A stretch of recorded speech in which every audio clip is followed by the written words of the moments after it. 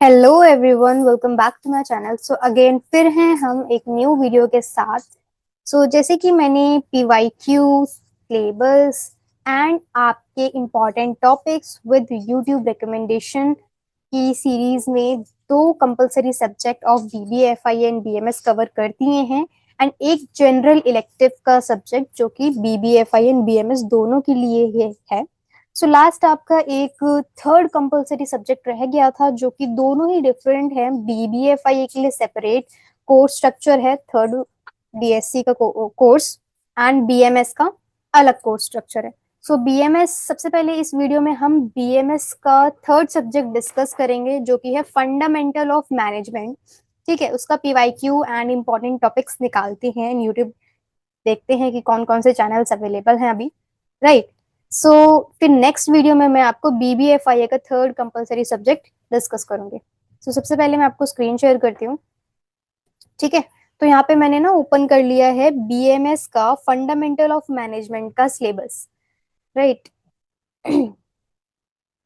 Syllabus open करना आपको आता ही है शहीद सुखदेव की वेबसाइट से। फंडामेंटल ऑफ मैनेजमेंट रहने वाला है डीएससी 1, राइट। कंपलसरी सब्जेक्ट है ये आपका बीएमएस वालों का फर्स्ट सेमेस्टर का।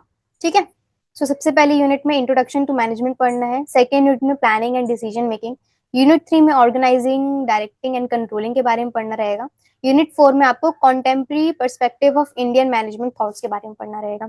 ओके, सबसे लॉन्ग यूनिट है आपकी ये लास्ट वाली। ओके, चलिए अब पीवाईक्यू निकाल लेते हैं। पीवाईक्यू भी हमें इसी वेबसाइट से मिल जाएंगे। Question papers, first to six semester wise question papers.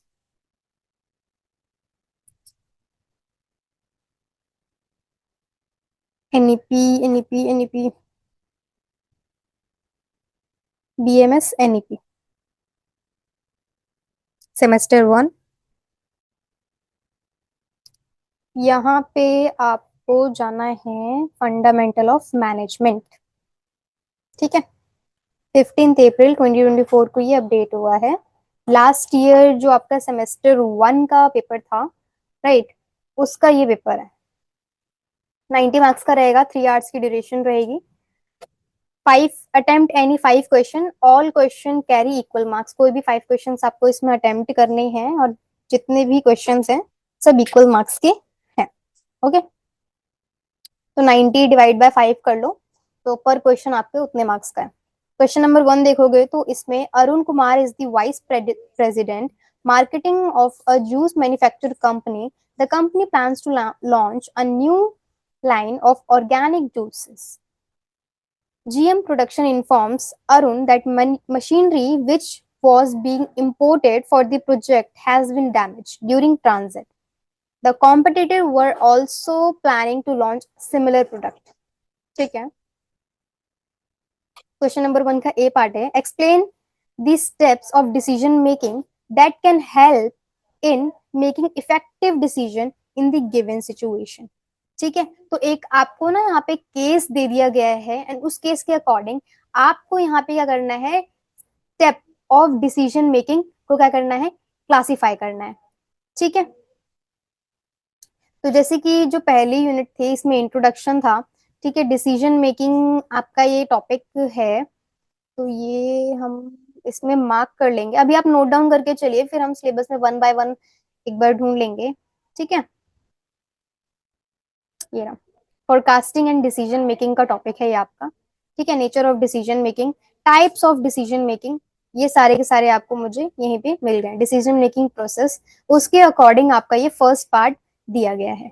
B question देखें, why is it important for manager to understand the external environment components, discuss by explaining appropriate approach to the management।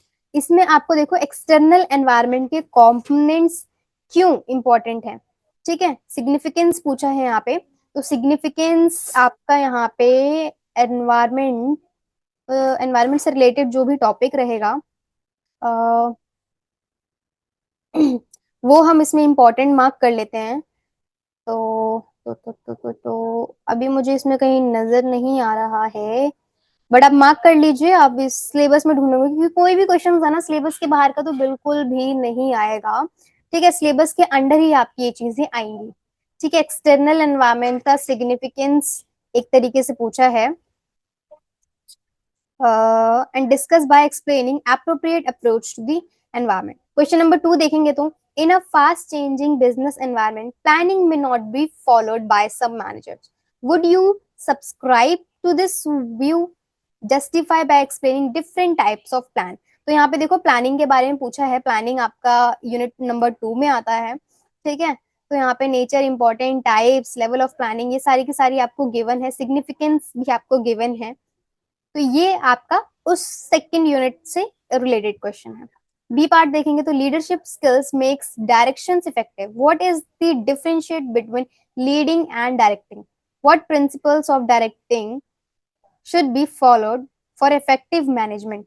ये भी आपका directing and organizing third unit से related आपका ये question पूछा गया है, राइट। अब आप थर्ड क्वेश्चन में चलेंगे तो, ABC corporation was one of the largest software manufacturing turnkey service provider in the country. The company provided variety of service to the clients, including operation management, inventory management, distribution, packaging, and component service, publishing, media mastering, and multimedia packaging. The company merged with SXZ Publication. The merger marked a major step forward. Creation of worldwide provider for computer hardware, software, and information based to industry. To satisfy the need of its customer, they implement different measures to ensure quality and efficiency. The company was ISO compliant. A team of quality assurance inspectors conducted production line investigation and generated weekly reports. All personnel were trained in quality assurance methods defects.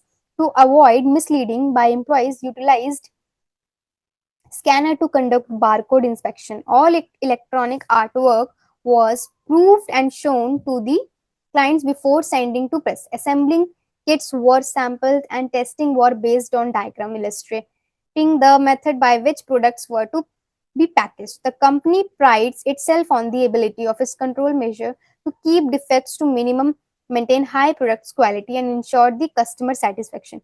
So basically पूरी की पूरी आपको third question में story दी गई है and यहाँ आपको questions दिए गए हैं जिसके अकॉर्डिंग आपको आंसर करना है। Do you think the process of control mechanism followed is effective, discuss explaining the steps of process of controlling. ठीक है, जैसे कंट्रोल मैकेनिज्म क्यों होना है, इफेक्टिव है कि नहीं, एंड यहाँ पे आपको क्या करना है, स्टेप्स पूछे गए हैं कंट्रोलिंग के। तो ये भी आपका यूनिट थर्ड का क्वेश्चन है। The control measure given in case of subscribe to which type of control. ठीक है, which type of control, types of control में विच टाइप्स ऑफ कंट्रोल है ये, which type of control has not been mentioned in that case. So इस पूरे के पूरे case में कौन सा टाइप ऑफ कंट्रोल इसमें मेंशन नहीं है उसको आपने यहाँ पे एक्सप्लेन करना है। ठीक है, तो ये होगा थर्ड क्वेश्चन। हालांकि इजी पेपर है आपका ये, बट आपको थोड़ा सा माइंड अप्लाई करना है एंड कॉन्सेप्ट्स आपके इसमें भी क्लियर होने चाहिए। जहाँ की मैंने बताया था आपको बीएमएस में ना कॉन्सेप्चुअल क्वेश्चन ज्यादा है, तो हमके कॉन्सेप्ट जो है ना एकदम क्रिस्टल क्लियर होने चाहिए कि अगर आपको कोई भी केस से रिलेटेड क्वेश्चन पूछ लिया जाए तो आप उसको क्विकली आंसर कर पाए। क्वेश्चन नंबर 4 है, distinguish between decentralization and delegation. ये आपको 12th क्लास का ये क्वेश्चन है, डिसेंट्रलाइजेशन एंड डेलीगेशन के बीच में डिफरेंशिएट करना। As a manager what principle you will follow to make delegation effective. So as a manager आपको बताना है कि कौन सा प्रिंसिपल आप इसमें फॉलो करेंगे to make delegation effective. Okay, so ये आपका क्वेश्चन है।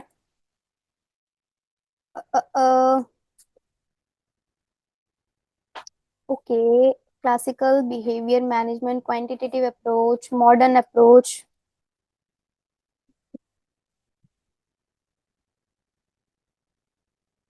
टॉपिक डिसेंट्रलाइजेशन आपका मे बी यूनिट 4 से होगा, आपको थोड़ा सा देखना पड़ेगा यहाँ पे। डिसेंट्रलाइजेशन आपको ये यूनिट थर्ड से ही होगा बिकॉज डिपार्टमेंटेशन यहीं पे है एंड डेलीगेशन भी यहाँ पे है। ठीक है, तो यूनिट नंबर थर्ड से ये क्वेश्चन है। Now Star Foods and Beverage has multiple product line. Their innovative and focus on developing product has increased. ठीक है, explain the suggested form of departmentation. ये भी आपका यूनिट थर्ड से क्वेश्चन है। तो हालांकि जैसे कि सिलेबस में मैं देख रही हूँ तो यूनिट थर्ड से मोस्ट ऑफ द क्वेश्चंस आपके पूछे गए हैं। राइट। सो यूनिट थर्ड तो आपको अच्छे से करके जाना है, वैसे कोई भी यूनिट आपको नहीं छोड़नी है, बट यूनिट थर्ड तो बिल्कुल भी मत छोड़ना। क्वेश्चन नंबर 5 देखें तो discuss the case of Amul. यहाँ पे करना है अमूल के केस को क्या करना है आप, oh sorry, discuss the case of success of Amul. तो यहाँ पे क्या करना है, आपके अमूल के केस, जो उसकी अमूल की जो सक्सेस है उसका केस को डिस्कस करना है यहाँ पे। राइट, 9 मार्क्स का आप ये क्वेश्चन, आपका ये क्वेश्चन है। तो जैसे कि आप बुक रीड करोगे ना, तो वहां पे जरूर अमूल के बारे में कहीं ना कहीं डिस्कस किया होगा, तभी ये क्वेश्चन वहां से उठ के आया हुआ है। What is management by exception, MBE, explain the steps of MBE. ठीक है, मैनेजमेंट बाय एक्सेप्शन क्या होता है ये आपने एक्सप्लेन करना है। एंड ये भी आपका ना इसी यूनिट थर्ड से रिलेटेड ही क्वेश्चन है, MBE, oh sorry, unit two से रिलेटेड ये क्वेश्चन है आपका, मैनेजमेंट बाय एक्सेप्शन यहाँ पे आपको गिवन है। एंड कहीं ना कहीं यूनिट टू में ही आपका मूल वाला कहीं क्वेश्चंस होगा, तभी आपको ये क्वेश्चन पूछा गया है। ठीक है, MBO and MBE unit two में है, तो ये क्वेश्चन आपका यूनिट टू से है।